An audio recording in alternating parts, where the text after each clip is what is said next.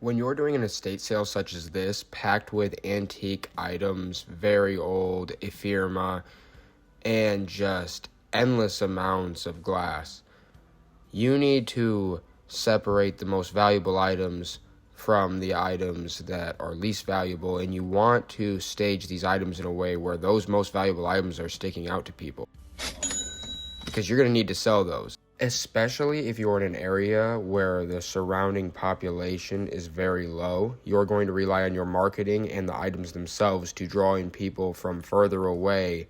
If you have a broad understanding of the general market and you understand what items are going to sell for actually, you stand a higher chance of the sale being successful. Viking, dude! With the sticker still on it! You ever seen these? This is a Nesco. This little slug's a Nesco. Let me put that somewhere else, but yeah. Look at this. Look at that. Anthony, look. Yeah, that's an old cap gun. That's neat. Want to put this back? Pilgrim glass? Look at that. I love the snail glass pieces. I always love them. You should be excited. You should be enthusiastic. You should love antiques, collectibles, bizarre items, and oddities, or you shouldn't be there at all.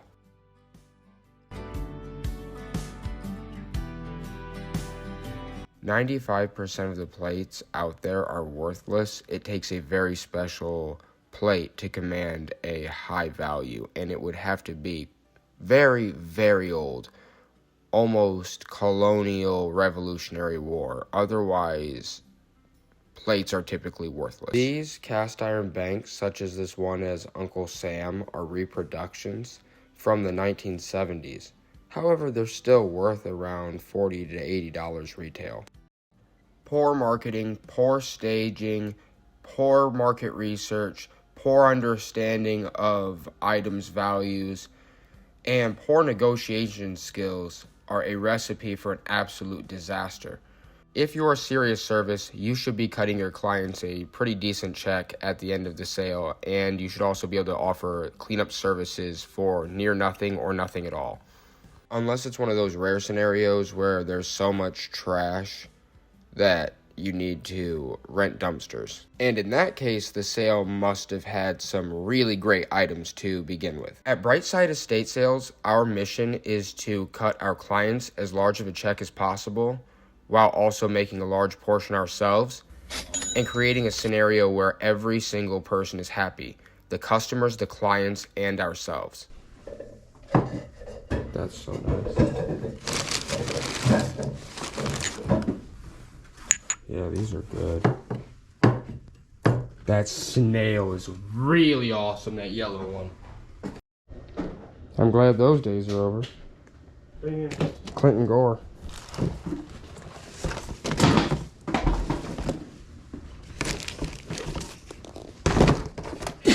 This for a stamp collecting kit.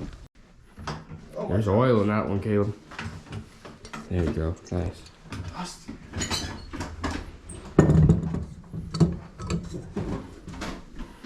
Soon. Ooh, there's poo. Whoop. Stab. There you go. Yeah. That's metal. There's stink bugs. Stinky, stinky, stinky. Coins are very speculative based on the condition. They're all over the place. Liberty half dollars are typically worth anywhere from $30 to $100. It just depends on the years. 1800s Liberty half dollars are worth much more than 1900s Liberty half dollars typically. There's also Liberty dimes, wheat pennies. I mean, you can go on and on and on. Confederate dollars, money, trade dollars.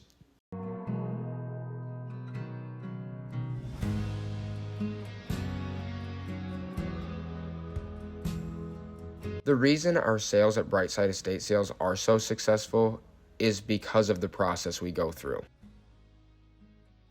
At the end of the sale, we offer the clean out services for free, whatever's left, which usually isn't very much because of the deals we make and because of the way we price items as well as the staging.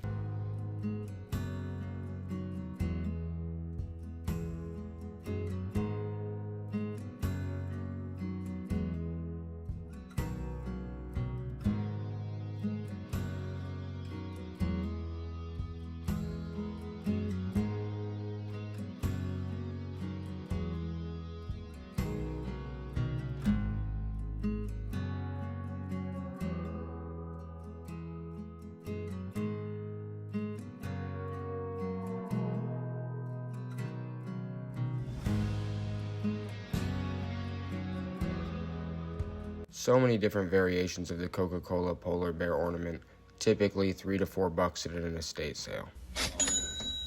This beautiful set you see presented in front of you is a higher-end nativity scene made in Italy. When you have a set this large and this complete, it always commands more value. This set sold right away for $150 at the estate sale.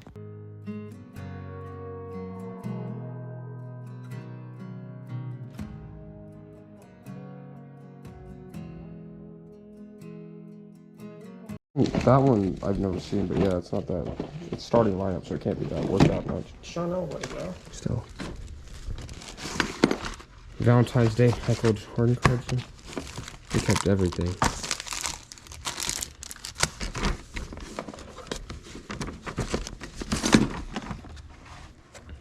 Vintage sports plaques. What's that a clock of? Because I want to get more shit. Even some lodged in there, dude. Is there anything in it? Yeah, there's like a Roller skates? roller skates. That's a radio. Yeah, an old radio. No, that's an old radio. Yeah, this is cool too. Look at that. Joey, they've even got Ninja Turtle. That's an 1877 puzzle of the United States. That's incredible. It's all there. 1877. That's crazy. These are the reasons we're able to offer our services so reasonably, and our market knowledge allows us to get more money for not only our clients, but ourselves, as well as get our customers items at a price where they can feel comfortable having equity in their collection, or if they're going to resell the item, they have healthy profit margins. It's not only important that everybody feels comfortable with the final deal they've gotten at the estate sale, it's also important that everybody has a good time and enjoys the experience. We at Brightside feel as though you should be playing family and universally appropriate music while the sale is going on at a level that everybody can be comfortable with. You should be mingling with the customers, trying to get to know them. You may see them at future sales. You may see their friends at future sales. You want to make friends with everybody and enjoy the experience. Otherwise, it's dull, boring, and nobody wants to be there. If your number one goal isn't to satisfy everybody involved, then you probably shouldn't be there at all. Also, as a professional company, never accept tips, never ask for tips. It's unprofessional and it makes people feel uncomfortable. If you're doing your job properly in the first place, you not only shouldn't need tips, you should feel embarrassed to ask for them.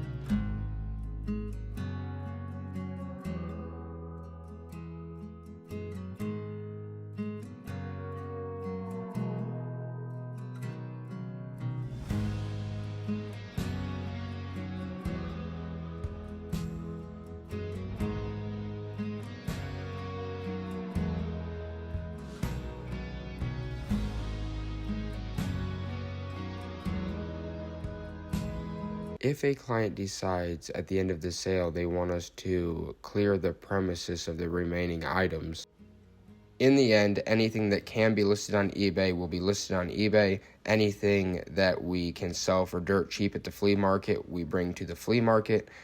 Anything that needs to go to the dump goes to the dump. Anything that needs to be donated is donated, and so on and so forth. We're quick, we're precise, and there's never a whole lot left over because we price fair for everybody in the scenario to begin with, and we negotiate as well as make deals at the end.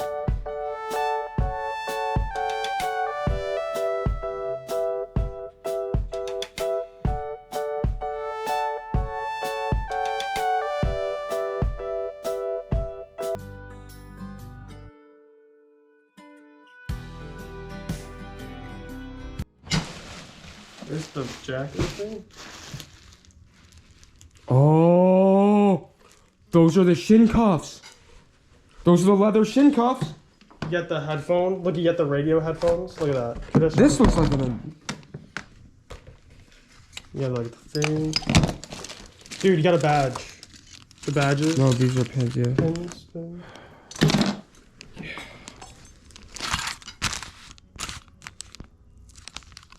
1934.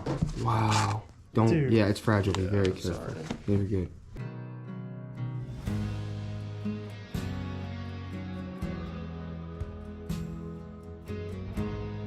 Wow. This is actually before World War II. Really. That all needs to be laid out on this table. We lay all that out on this table. You want to have a high chance of selling all the best items first, and then the following days you just try to get rid of all the mid-grade to lower grade items in bulk deals and discounts. Style 30. Kettle tone. It's incredible.